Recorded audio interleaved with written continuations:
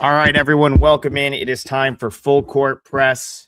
Two-man show today, myself and Rob Vino here to hit this thrilling slate of college basketball. Hey, you know what I say, Rob? As long as there's games, I don't care. I don't care who's playing. I'm all about it. We've got 8 games to talk about. We have the Cy-Hawk rivalry, which we'll start with. Years ago, Drew Martin Betts told me that this is his favorite rivalry. He said he loves the name. So fun Drew Martin Betts fact. He loves the Cy-Hawk rivalry. I love that they put it on, Rob, in the middle of finals week. Every year it's like, this is like the one, they always like sort of have their own stage. It's always like a weeknight, middle of finals. There's like 4 other games, and you get this huge game between Iowa and Iowa State, which this year's a pretty big game. I mean, big spread, but big game in terms of like Iowa's got a solid team. And Iowa State, has anyone looked better than Iowa State, Rob Vino? Yeah, when they're healthy, Adam, they are as good as anybody. I have a personal, bias to them. But every year I'll pick up on a team that I just like the way they play. Last year it was Iowa State. The injuries did them in come NCAA tournament time. But this year, now healthy, you get to see exactly what they looked like to start last year. And they're so well balanced. They shoot the three. They are up tempo. They can get to the rack. Taman Lipsey, who came back after a 3-game absence last game, spearheaded the route on Saturday, the unexpected route of Purdue. And so here you get the in-state rivalry. And let's shift over to Ben McCollum's team here for just a second, Adam, because they lost some personnel heading into this season, and including Sandfort, who we saw last night. I thought maybe the three-point shooting would suffer a little bit, but it has not. 3 guys shooting the basketball. And we're not talking about ultra small sample size guys that are shooting the threes and making the threes at, like, I think it was like 43% or better clip. So they still have that element. But what I think I'm noticing most about Ben McCollum is what we talked about to start the season, that Iowa was going to have this shift in pace from Fran McCaffery to McCollum and probably go slower. It didn't happen right off the bat, right? That opening night against Robert Morris, they put up 101, and we were on air. We're like, wow, this might be different this year, or it might not be any different. But I will say that since then, it looks like they're trending a little bit toward what he wants to do, possession lengthwise, et cetera, et cetera. It's not quite what Iowa State wants to do, but again, they're so well balanced, they can do just about anything.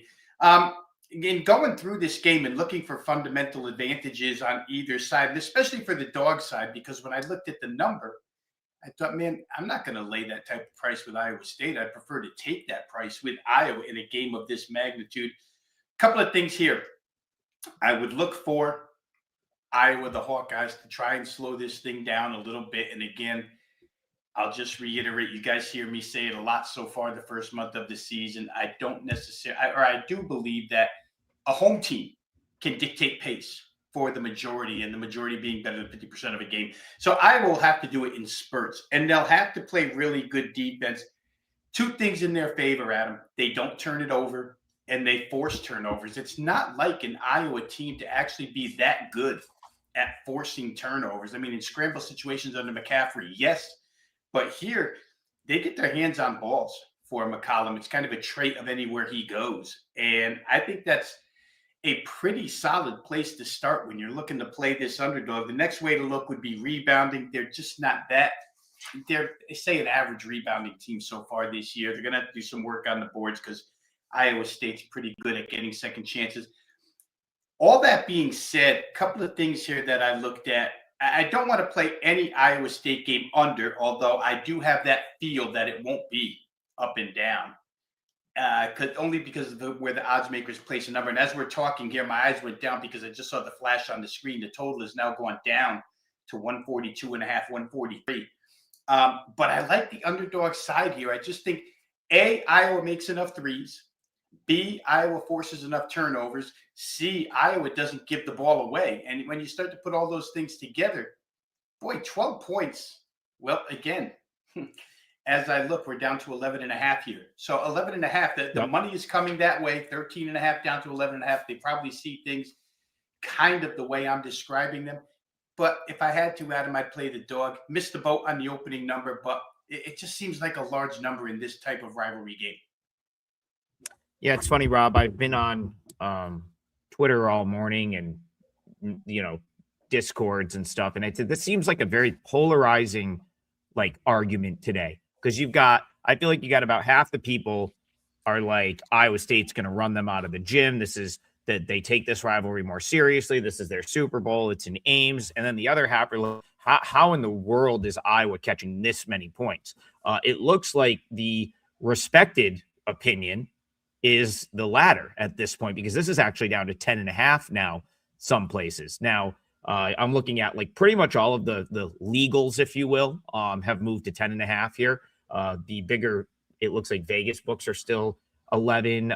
Some of the offshore still 11.5, but there's no question the money's come in on Iowa since the open, which this opened as high as 13, some places, 12.5. I think most places where this was open. My number came out right at 11.5, which actually surprised me a little bit. I thought that I was almost certain that Iowa would show value here, and that I disagree with it.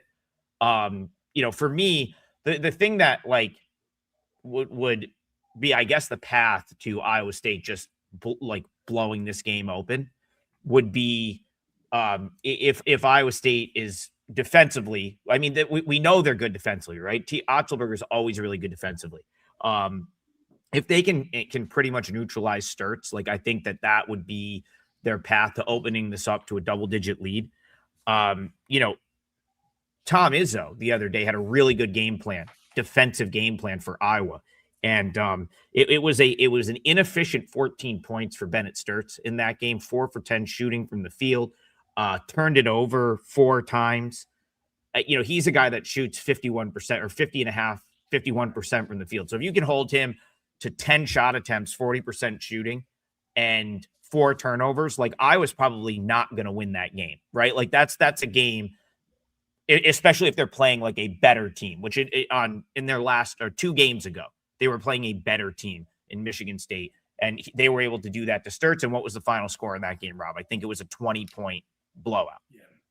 So you look at this game here, Iowa State turned Braden Smith over 6 times over the weekend. That's pretty impressive. You don't see that every day.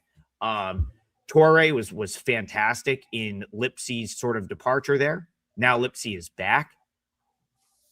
It'll really be, I think it's going to depend on what Iowa can do with their game plan with Sturts, because Sturts kind of starts that whole game plan. So if they can really get him and neutralize him, I don't know that they've got enough firepower with the rest of the team to offset that.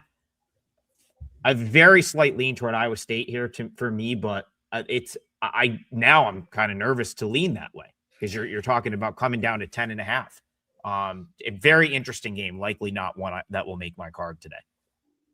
Yeah, I think to your point, there's only one pathway for Iowa to win this game or to cover this game.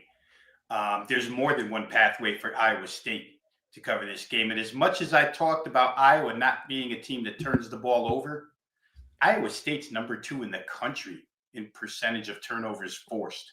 And so that head-to-head matchup right there, we take the ball away, we don't give the ball away. I don't know, one of those spurts where Hilton Coliseum is going crazy and they get a couple steals and a couple breakaway layups, and all of a sudden the margin that's created, to your point, Iowa State, to correlate it to a football team that doesn't have a vertical passing game, if you're behind 2 scores, it's difficult to come back. And I think if Iowa gets in that position, it's very, very difficult for them to get back into the game and stop Iowa State from creating margins. So they're going to have to be on their game for the full 40 to get it done here. I think if I had to throw out a lean in this game, I'd play it under. Iowa State made every single shot against Purdue. And I really look at so someone, I pulled up Trevor's comment. He said, well, Bennett Sturts bounce back. Well, Bennett's back against Maryland. He had 25. That's, Maryland just didn't have the personnel to do what Michigan State did, which was, they really disrupted him. And that was just a great Izzo game plan in that game. I thought that was, Michigan State was ready for anything Iowa was going to do. And that was really not a contest by the end of that game. I don't know if I want to go against TJ and his ability to like defensive game plan. Remember, this Iowa State team has been good for a long time, but now they have a good offense. That is so scary. Like they could be, I don't know that we know the ceiling of this team yet, Rob, if they're going to score the way they've been scoring. Yeah, no, I agree. And to your point, Michigan State won by 19, and we know they can't shoot threes. Iowa State shoots threes. They got 4 guys that can shoot threes.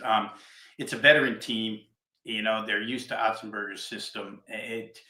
To me, they have Final Four capability. Like I said off the bat, I'm kind of biased to them because I love their style. I love the way they play. I love the fact that they're so deep and everybody contributes. It's a tall task for Iowa. Again, these rivalry games, you never know. But for Iowa, it's going to have to be from the get-go, especially in the opposing gym here, Hilton Coliseum. They're going to have to be close the entire way. Because if separation gets created here, I don't know that Iowa's got the firepower to come back. Yeah, that would be my concern, and that's ultimately if it feels like if Iowa State covers this big number, it's probably late where they like extend it. You know, it gets extended out to 12, 13, 14.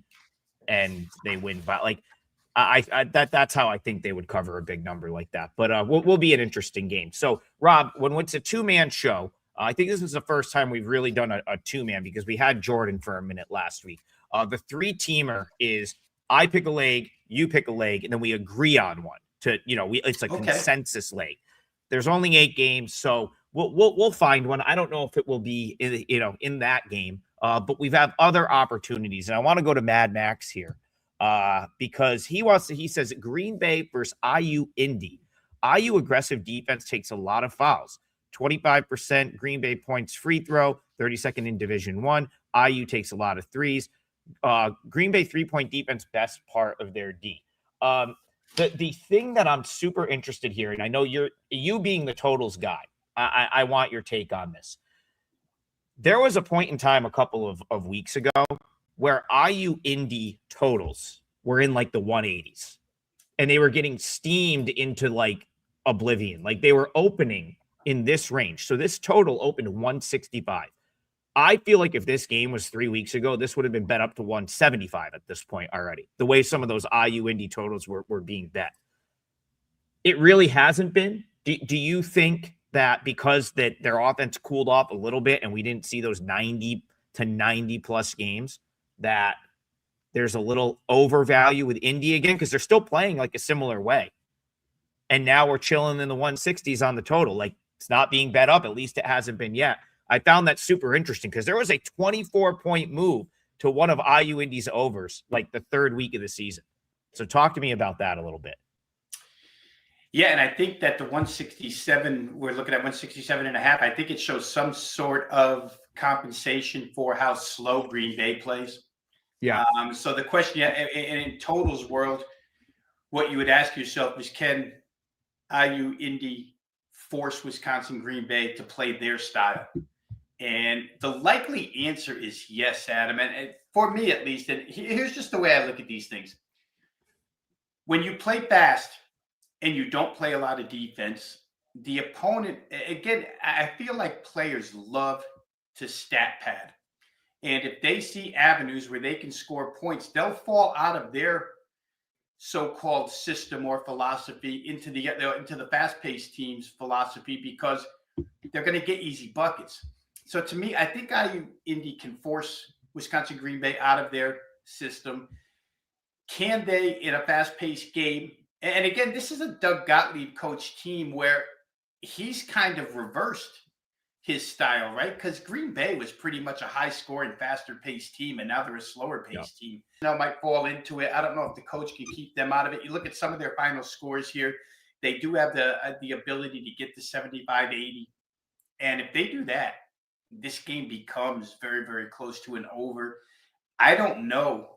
I think the biggest question here is, can they even stop IU Indy from scoring? When you take a look at the few amount of turnovers, that they're 3rd worst. As I look here, they're 3rd worst in the nation at forcing turnovers. Green Bay is. If you're going to stop a team that goes at this rapid pace, you have to turn them over a little bit. If they can't, it's bucket after bucket after bucket, possession on top of possession on top of possession. I think the chat viewer just now mentioned how good Green Bay is at the free throw line and how IU Indy takes a lot of fouls.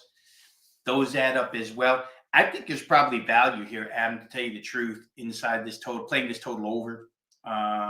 Just because I don't think Green Bay is going to take IU Indy out of what they like to do best. I think they'll fall into what the other side does best. I think it's important for Indy to try to speed Green Bay up. Like they for whatever reason, IU Indy's also playing slower. And I don't know if it's because they had that sort of run of games. I faded them in a game, and I was on the right side. I believe it was Charleston Southern, where this was sort of at like the peak of their like let's like play as fast as humanly possible. And they just were they lost the game 103-91. And they were like so insanely out of sorts. And then, of course, the next game they go out and they give up 101 points to Alabama State. And you just have to wonder if at that point they said, all right, maybe we have to reel it in a little bit because we can't just give up 100 points every game. It's nice that we want to play this style, but like losing to 100-90 is not good on a game-to-game basis either. So like that's, I guess, even though they've lost. Now, the problem is, though, losing 78-55 is not good either, right? Like that's what they've done in Horizon League play so far. So it's like, where do you go? You were playing super fast, giving up 100 points, but losing close games that were in like the 90s. But the last two games they've been blown out. They've slowed it. They slowed down their tempo in terms of like how many shots they're getting up, possessions per game. They were blown out by Detroit.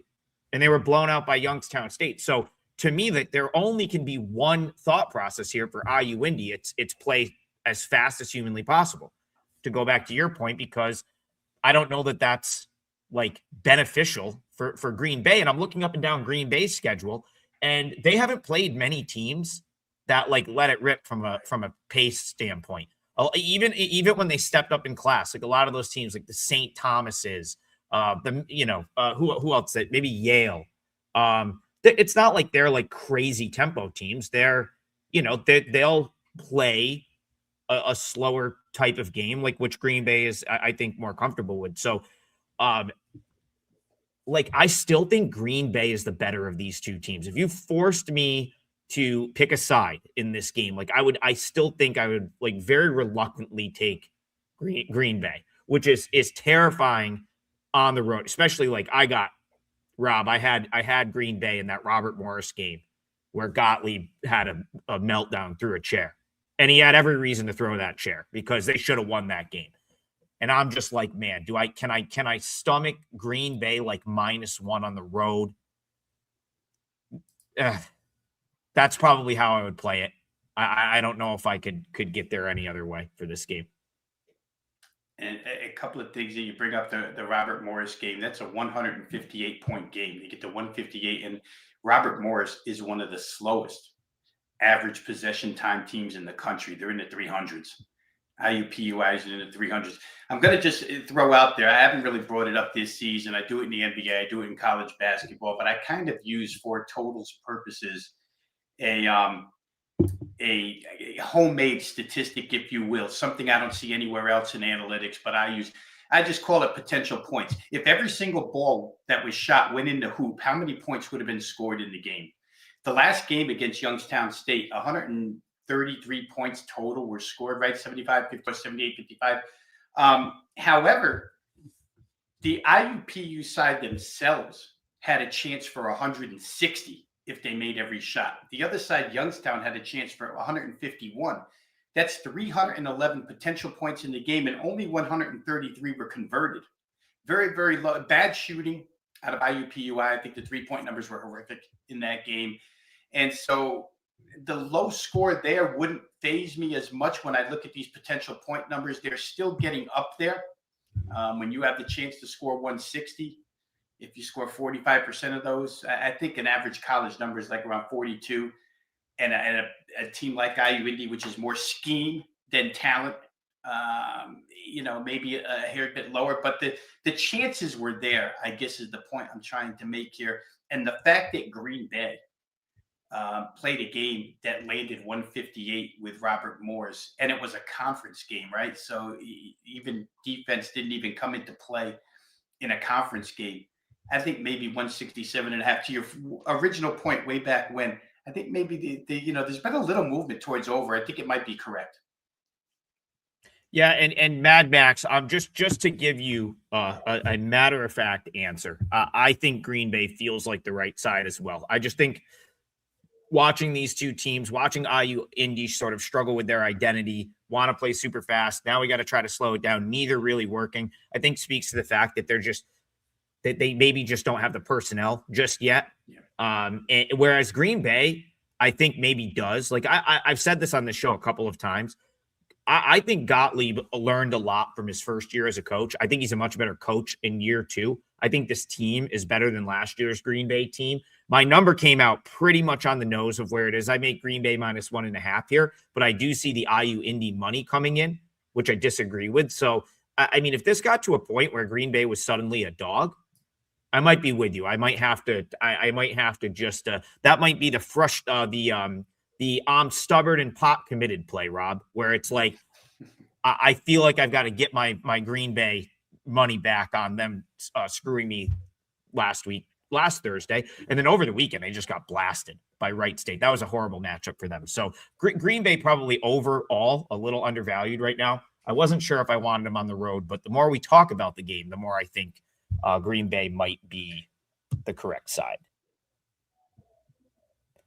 Okay, let's come back here to Central New York. I was talking to some people that are going to the game tonight, Rob. Some folks are not real thrilled that the ACC now has this standing 9 p.m. slot to accommodate the new members, the Cal, Stanford, and SMU. Pretty much going to always have a ACC game at 9. And the folks of Central New York not thrilled about it, of course, but I'm sure they'll be out. It's a fan base that was desperate for a win, like a big win. Haven't had one in the Red Autry era until last time out. Knocks off Tennessee. So I expect some juice at the Dome tonight for this game. St. Joe's coming to town. They had 20,000 for a 9 p.m. game against Monmouth a couple weeks ago, and that was prior to beating Tennessee. So what I was surprised about here, Rob, was my number being so close to what the market was. When I saw these numbers first pop, I said, "Oh, I'm going to have to talk myself off of St. Joe's catching this many points in this type of game." And my number actually lands right in sort of where I think I was at like my 12.1 for Syracuse. This has even been bet up. I think it's now 13 or 13.5. That still feels huge to me, though, especially with the way Syracuse is shooting free throws, which is as bad as you'll see any team shoot them in the country. Do you want to lay 13 at the Dome tonight, Rob Bino? It's difficult because the first case you could make in favor of Syracuse is I don't know that there's a bigger step down in class off of the quartet of games they've just played. Houston, play them to 1 point. Kansas, Iowa State, of course, that was 3 in 3 days, right? We talked about that. They get blown up Iowa State the third time in those 3 days. And then come back and beat Tennessee 62-60 in a game where, again, they weren't favored to win that game. They were off the blowout loss. I think people gave up on Syracuse again, and they come through the win. But you play Houston, Kansas, Iowa State, Tennessee, 4 teams in succession with, and I'll lump Kansas in. Maybe I shouldn't. So I'll say round of 32 potential. I was going to say Sweet 16 potential. Let's say 4 teams with round of 32 or deeper potential. And now you're going to play St. Joe's. St. Joe's has only played 1 team in the caliber of Syracuse. That was Virginia Tech. It was also on the road, and they got absolutely destroyed 94-59. So is St. Joe's even capable of stepping up in class? Steve Donahue, I think, is a pretty good coach. Remember him mostly for his Cornell teams. But I don't know that they match up well in this particular instance. Now, there's a couple of problems here. First thing I'll say is if I keep pointing out Syracuse positives, they've been really good on the defensive side of the basketball, which is different for them a little bit. St. Joe's a bad shooting team from 3. Syracuse is not going to allow them near the rim. Syracuse rim protection is great, right? I think William Kyle was, from what I think it was number 42 He's in an the nation in absolute block shots. monster, Rob. He's an It's absolute crazy. monster. He might be my favorite player in all of Division I basketball, even though he shoots 20% from the line. An absolute freak he is. But you're not going to get near the rim against him because he throws everything away. Syracuse is very good at rim protection. So if you take that element, can't get to the rim, can't shoot. Where's St. Joe's going for points? They're an 80% free throw shooting team, but I don't know how they're going to get to the line that much. I'm saying all this because my first inclination here, Adam, was to play St. Joe's team total under 67.5.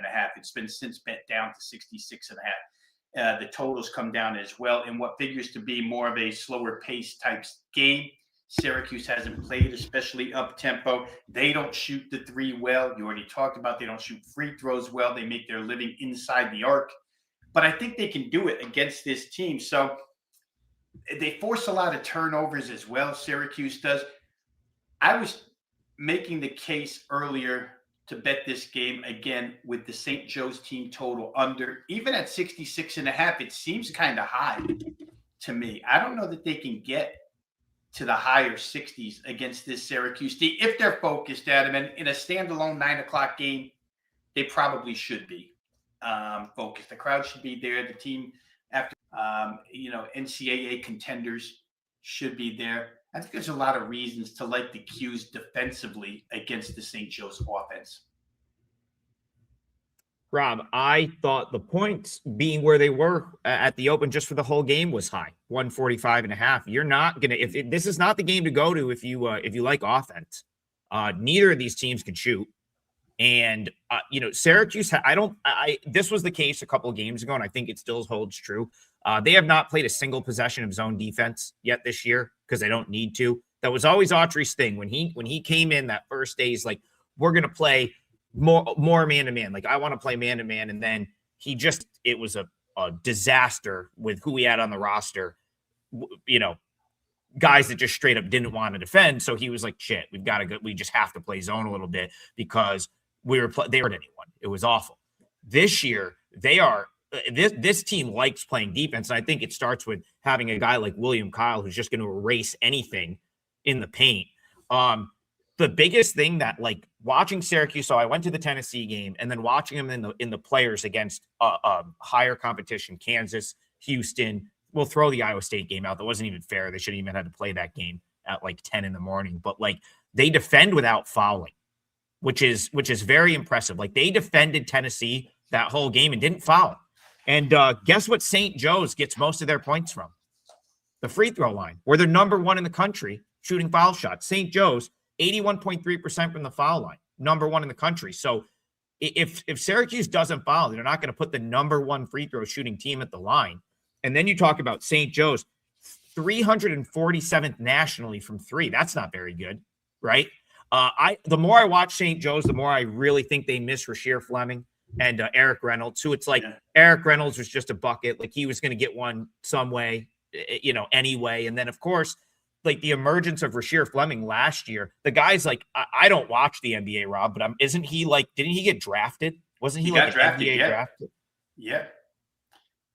I think there's something to like Billy Lang taking off early September. It's very similar. Like, you don't peace out on your team in the first week of September if you think they're any good. I'm sorry. Like, that NBA assistant job is probably there for you next year. It's not like he left to be an NBA assistant. Those jobs are still going to be there. That's not like the dream job that you just have to take right away. If he thought this team was any good, I think he would have coached this team. Very Tony Bennett-esque, in my opinion, taking off 2 weeks before the season when you know your team is absolute trash. Now, I'm not saying St. Joe's is trash by any means, but I think he said, man, we don't have Reynolds. Fleming's in the NBA. I'm looking at this roster. I don't know. Like, they've been underwhelming to this point. They were better in my opinion, St. Joe's better on paper coming into the year than I've seen to this point. But I don't disagree with your look on a team total under. This Syracuse team can defend. They are a great defensive team. And just while you were talking, it went down to 65.5. This thing, for team totals to creep down by a point and then another point within 20 minutes is kind of crazy. But I'm staring now at a 64.5. I mean, watching the show. They must be watching the show. I mean, it's something. But to both of our points here, St. Joe's isn't going to score from three because they can't shoot it from three. They're probably not going to get to the free throw line a ton because Syracuse doesn't foul, and they're not going to get near the rim with Kyle back there. You can funnel everything into him. So where are your points coming from? They're not necessarily a fast break team, and Steve Donahue's probably still trying to figure this whole thing out personnel wise. So, cues. Yeah, it's like I said, I thought I was going to find a way to like the dog here because again, like Syracuse, they do have a habit. I go back to the Monmouth game, which I gave out on this show and ended up covering easily. They have a habit of letting a team like this stay in it. Like they really don't land the knockout punching games like this, but they are if they play to their potential. And I'll tell you the other thing, Donnie Freeman's not going to play tonight. I saw people saying like there's no way he's playing tonight. That would be not smart. I don't think they risk him until they play a conference game. Again, it just doesn't make any sense to he's got an injury that I think it's like an ankle or something. Like it's not there's just no reason to play him in a game like this. So if you're thinking like, oh well, Cuse might have Freeman back, it would be a very bad decision, in my opinion, to play him here. Garth, I was trying to find your game and okay, Garth is giving out women's basketball in the chat. I absolutely love that, by the way. If you got it, listen, Garth, if you got an edge in a women's game, you send it right over. That's what we love on this show. But I will I'll tell you what, I'll go to a small he was talking about smaller markets. I think he was actually talking about women's basketball. We do have smaller markets in men's college basketball.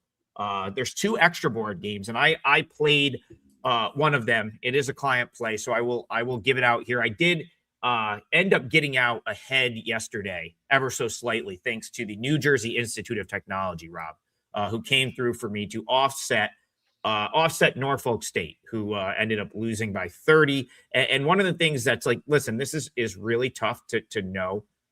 Norfolk State showed up with 2 guys out. I guess they had the flu, and this is like the flu is running rampant through college campuses right now.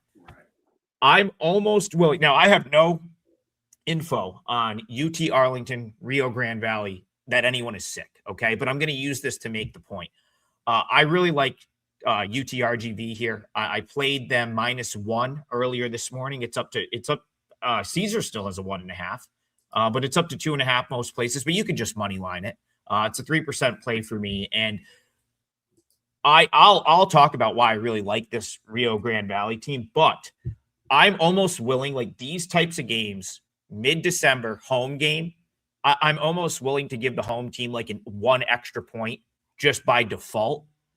In a game that's like, listen, if it's a big time game like the Cyhawk tonight, Iowa State, then it's like I'm going to use my true home court metrics. But a game like this that's a little bit like, one off.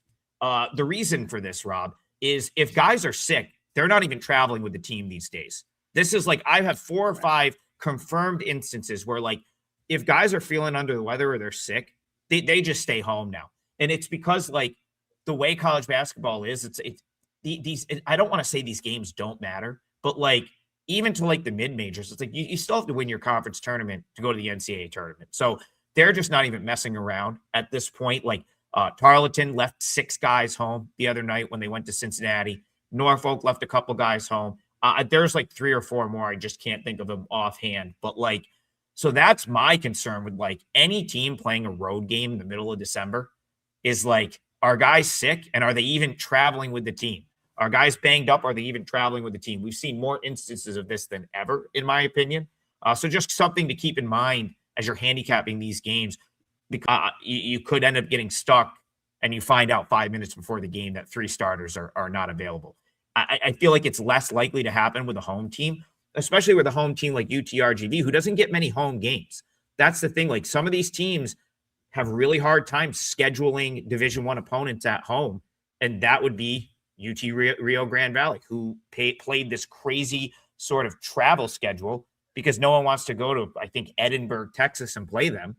But they had Austin Peay over the weekend, ran them out, destroyed the other non-board team they played in their other home game. I think this is kind of a nice spot for them, still at home. And I think they're a very underrated team in general. They bring in, it's a different roster from this year, but the defense has been better. They have a coach that I really, really like, who actually overachieved, Rob, with the team last year. And I think he will continue to do so. Cotton from Jacksonville State was a guy I liked at Jacksonville State. He's been their leading scorer. So for me, it's just a lot to like about a UTRGV team that I think is a little underrated.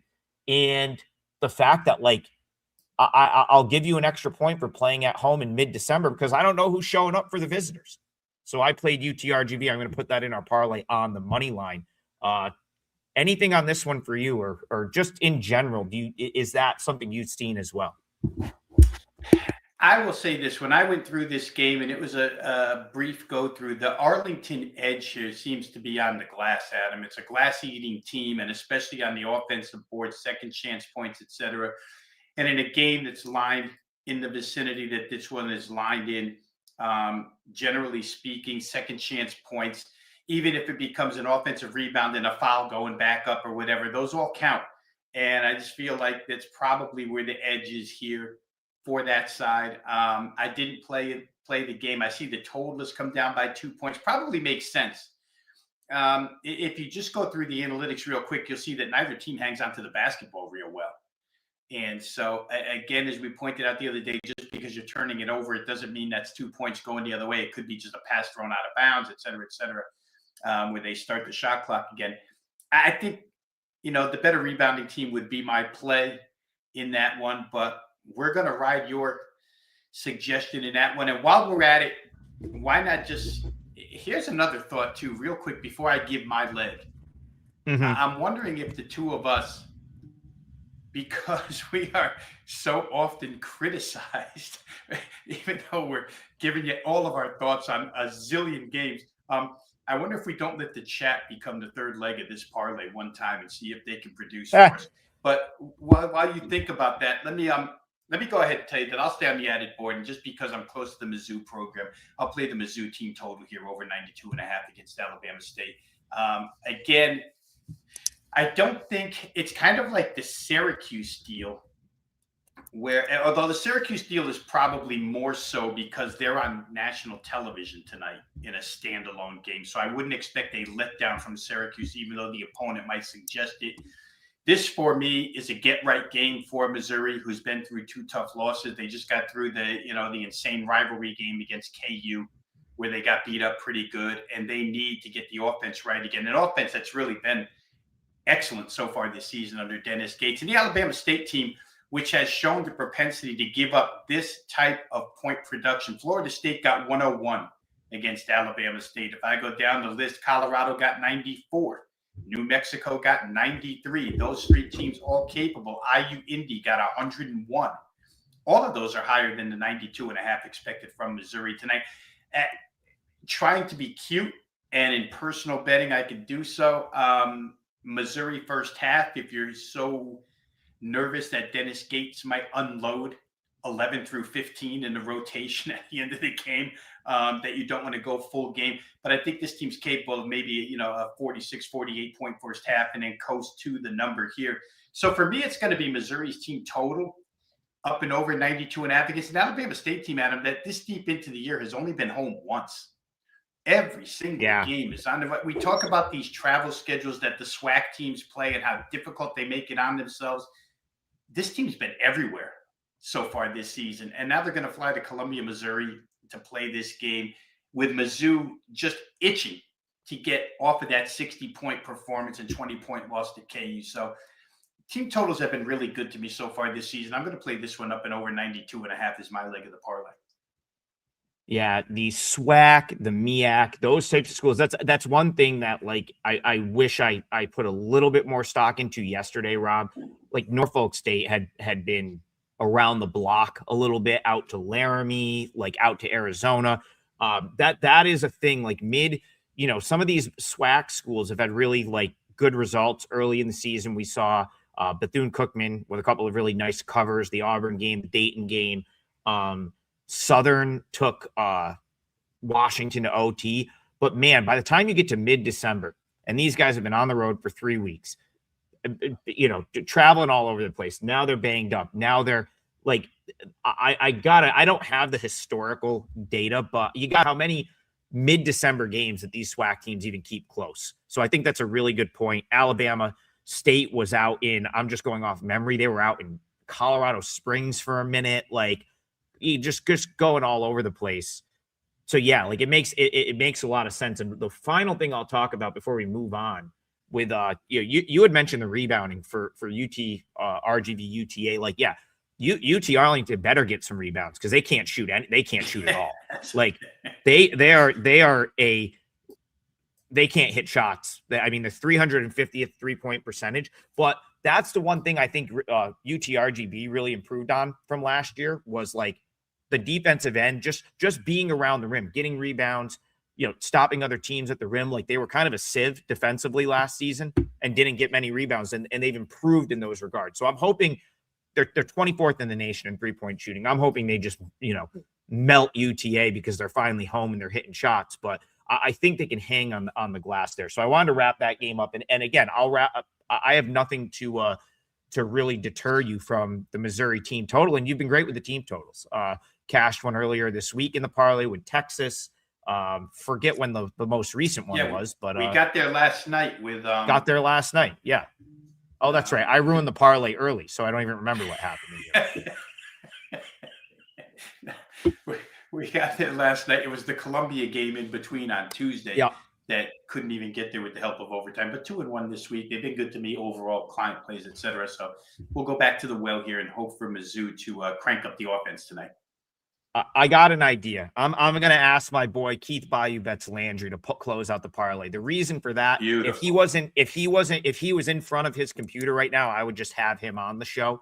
We'll get him on at some point. I just know this time slot doesn't work as well for him, but hopefully he's still in the chat. We're gonna let Bayou close the parlay, and then it's like I know he's up for the chat. I know he'll if he doesn't hit his leg, he can handle losing one. So we'll put Bayou on the spot. There he is. He says no pressure. He's down.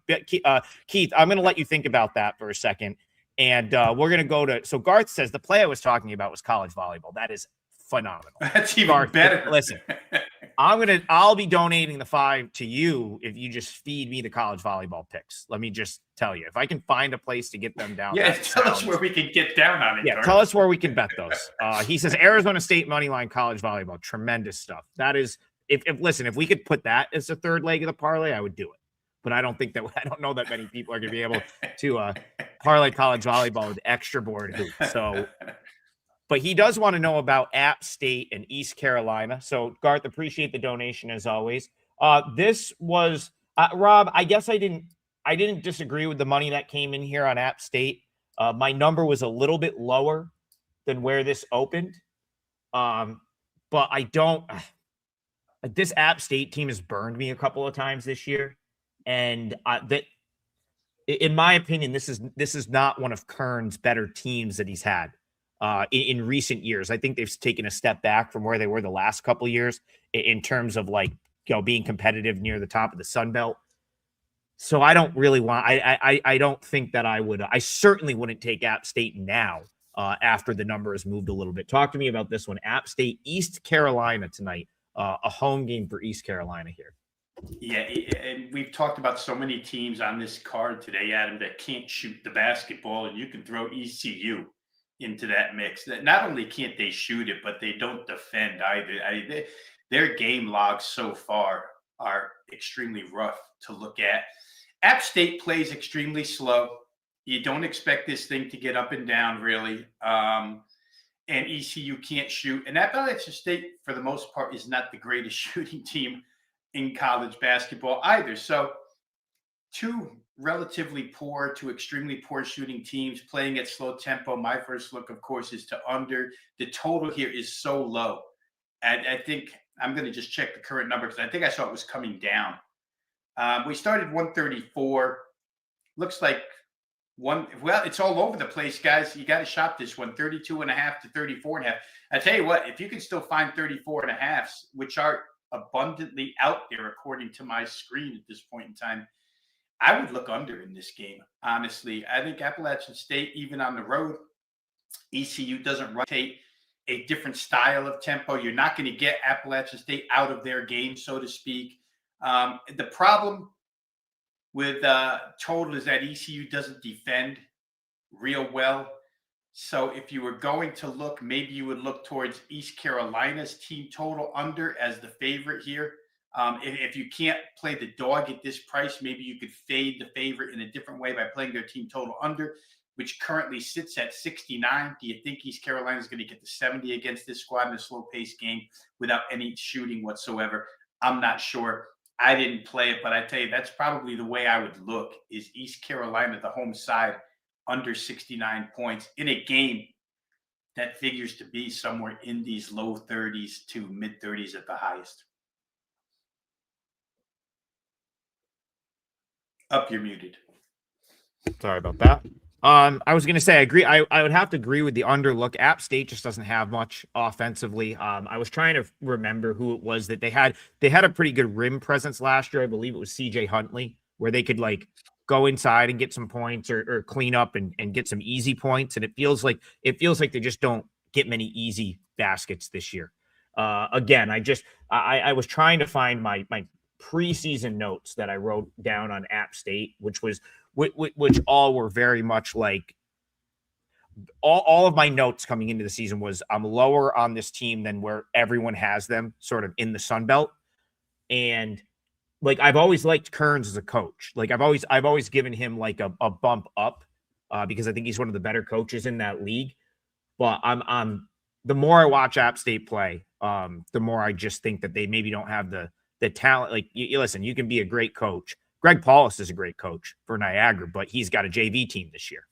There's only so much you can do, right? Like, so that's kind of where I'm at on App State. And yeah, I don't really have much of a lean on the side. So I think I would lean toward your opinion there. For Garth, I think I lean toward the and he wanted the total anyway.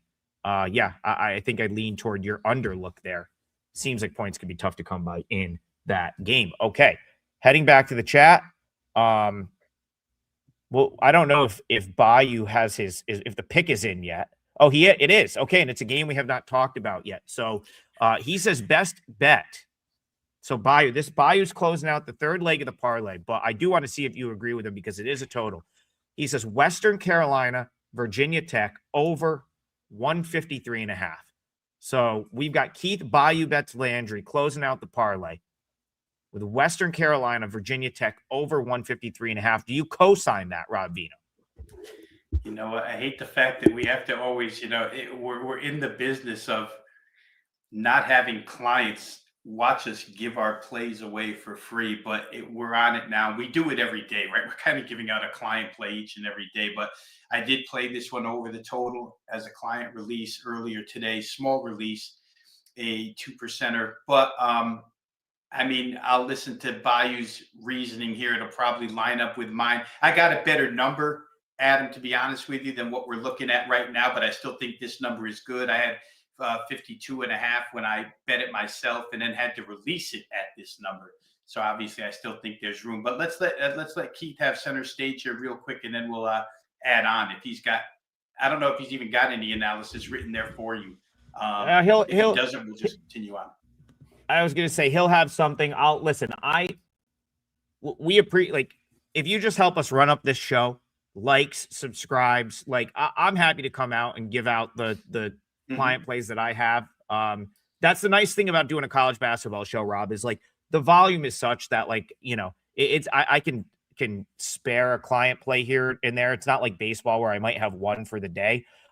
So we just appreciate the likes, subscribes, interaction, comments.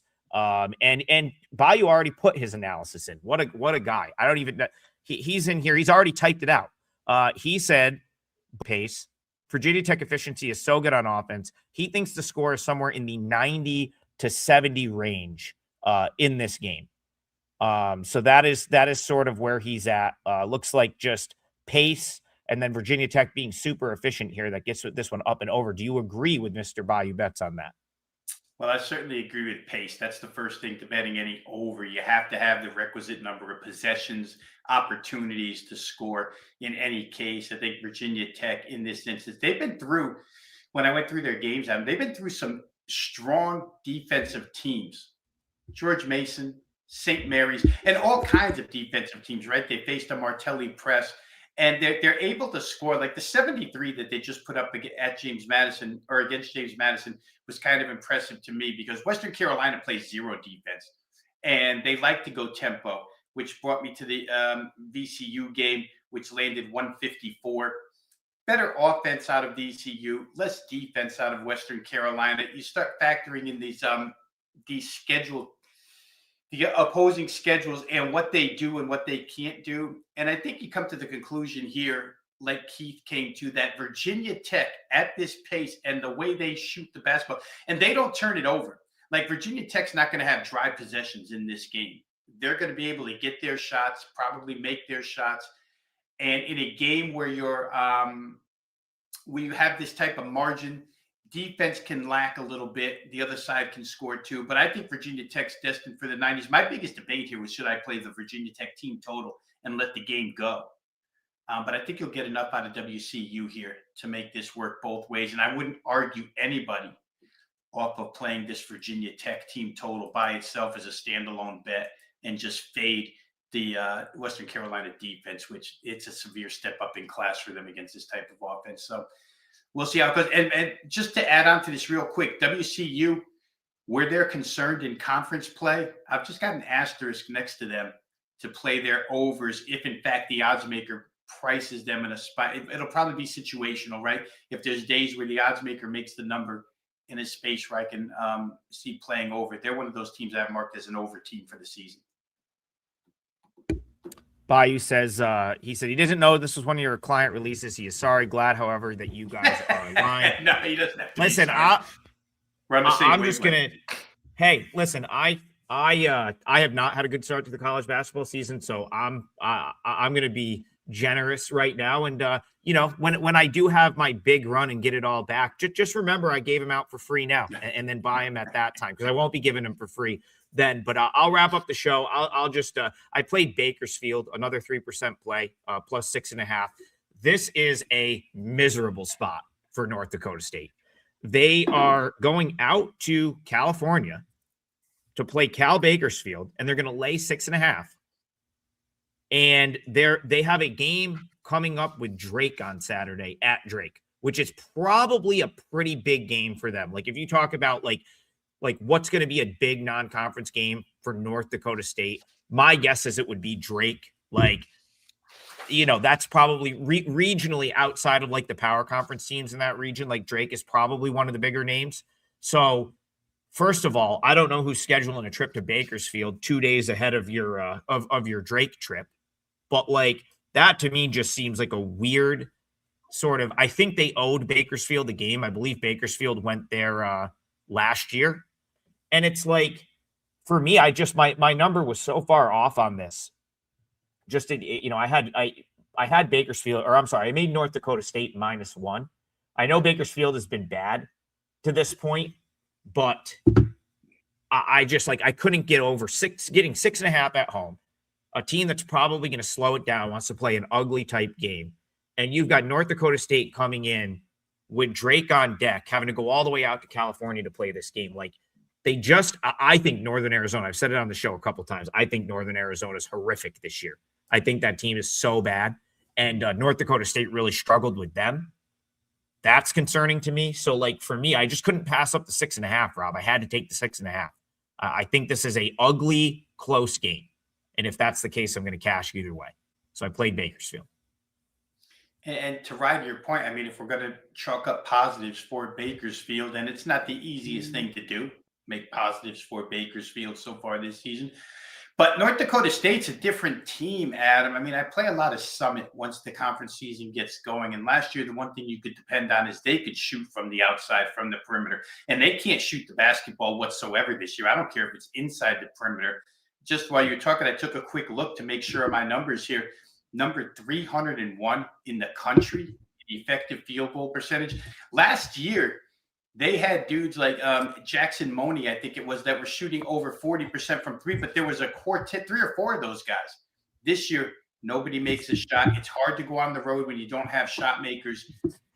Bakersfield's been another one of those teams that's been around the world. I talked about it, a couple of times this college basketball season where they were calling it the Rod Barnes World Tour as Bakersfield traveled everywhere. They're coming home for the first time after 4 road games, which is never a spot, at least in the NBA, that we like to play because kids get accustomed to going back and seeing their girlfriends or whatnot. They haven't been home for a while. But still, it's difficult to play an NC State team laying points. They can't shoot. And it's that simple. You're on the road in a weird place, and you can't shoot the basketball. I'll point out, Rob, that the last couple home games were last couple road games were like all around the corner. Like they went up to Fresno, but then last week they played like Big West play. Pretty much in the Big West, as long as you don't have to go to Hawaii, like you really don't have a ton of travel. I think Northridge is up probably like a little bit of a trip, but I think that's they had to travel north basically for that, where it's Northridge, Santa Barbara. But it's like that to me is like, there's been that game, that Northridge game was Saturday. So they've had plenty of time to be back home. And really, like you talk about those 2 losses, like Northridge can really score. They're so good. I love that. They defense optional, Rob. That's going to be their problem. But I watched all of that game last night. They can fill it up. They have scored. Like when they're healthy, Ogaro came back. Had I known that was going to be the case, that would have been a client play. They're really good offensively. Santa Barbara should be so much better than they are. And they, of course, finally had a day against Bakersfield, put up 109 points. North Dakota State's not going to be that. So just off of like going to be a much easier defensive task than those 2 teams. Good spot for Bakersfield. Biggest number discrepancy for me on the card today. I made it Bakersfield -1 and, North Dakota State -1. They're 6.5 point favorites. I had to play that. All right. Not too bad, Rob, for a 8-game slate without much to talk about. Yet we're still here right up against it on the hour. We hit all 8 games. So that's even, we hit every single game on the slate that you can bet today. And Garth threw out a girls college volleyball pick. I mean, where else are you getting that? That's right. I think he said Arizona State money line. Scroll back through the live comments for Garth's women's volleyball pick, which again I'm sure like that's worth betting. I will be going to look for a line for that as soon as we get off the show. But the parlay here, is going to be UT RGV money line. I think we'll call it -130. It's what I saw a minute ago. Missouri team total over 92.5 for Rob Vino. And then Keith Bayou bets Landry is our guest for the day. He's going with West Carolina, Virginia Tech over 153.5, which is also a Rob Vino client play. That sounds like a 3-team winner to me. We appreciate you guys. We'll be back. BP will be back. He's doing football stuff today. He'll be back tomorrow morning to close out the week, 10 a.m. See you guys then.